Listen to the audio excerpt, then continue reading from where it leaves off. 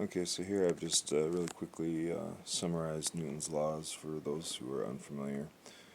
Pretty simple. First law is an object at rest stays at rest unless acted upon by an external force, and an object in motion continues to travel at a constant velocity unless acted upon by an external force. The consequence of that law is that um, uh, if an object's at rest or it's at constant velocity, you can call the sum of all forces equal to zero because there's no change in motion. There's no acceleration. Uh, Certainly not a change in mass. Okay, so second law is the big one. It relates force to acceleration, um, which has some impulse uh, implications, but you think that was a coincidence? No. Anyway, so point is you get enough forces, and they sum up, and you get a resultant force that acts upon something. In this case, we're talking about a force that acts on one's mind to start producing, to start thinking, I guess, start producing thoughts.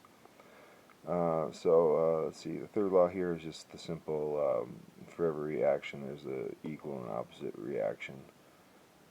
Um, so you know, the implication here is really, again, in that graph. These are forces that are acting on each other. That's why they're able to generate and continue to create thoughts on their own without without an external activity of any sort. Um, let's see. So um, let's see. So okay,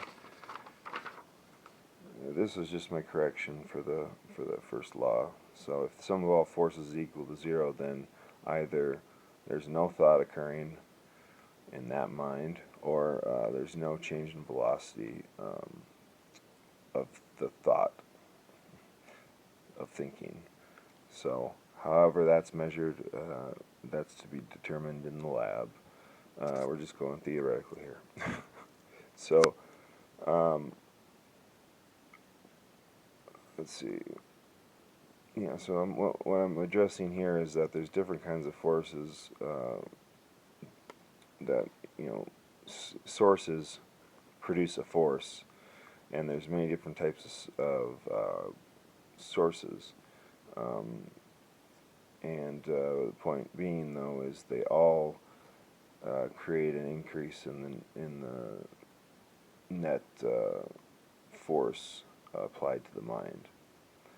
So uh, basically, they all are activities that set the mind to work. Um, I just point out a few here. One being external to the body and the mind. Um, that could be a lot of different things. You could say drug acting on the person. It's an external source affecting the body and the mind in that case.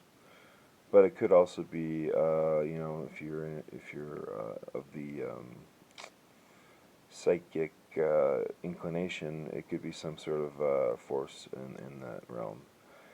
Anyway, another would be mental sources, which is just thoughts as causes, which is what we saw with that um, cylindrical,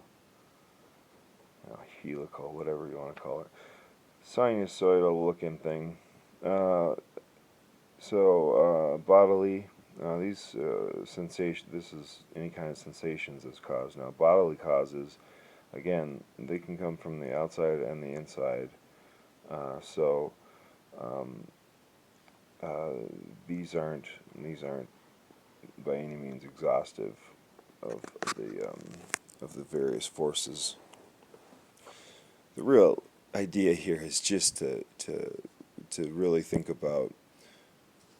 It's almost like if a meditative state exists, it'd be a state of no thinking, of no thought.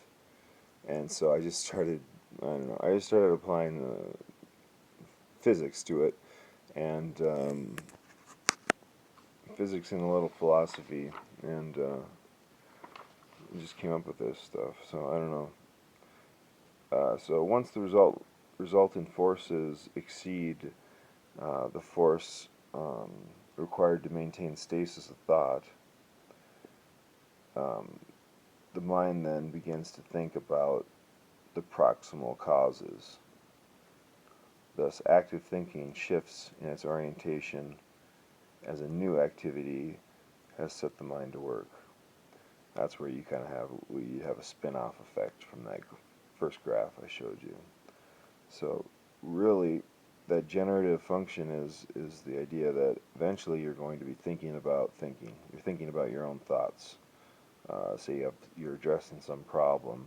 That was the initial proximal cause um, that initiated the mental thought, but eventually um, thoughts can just become their own um, little units where they can generate.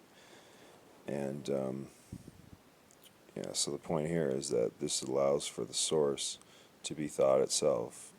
That is to say, the activity is thinking. So if you change Dewey's quote in the beginning of the first video, it says thinking is a process of activity. Well, if thinking is now identical to activity, then thinking is a process of thinking. So that's thinking about thinking. As far as I can tell, that makes sense to me. Um, so, yeah, from here I go. Wish me luck.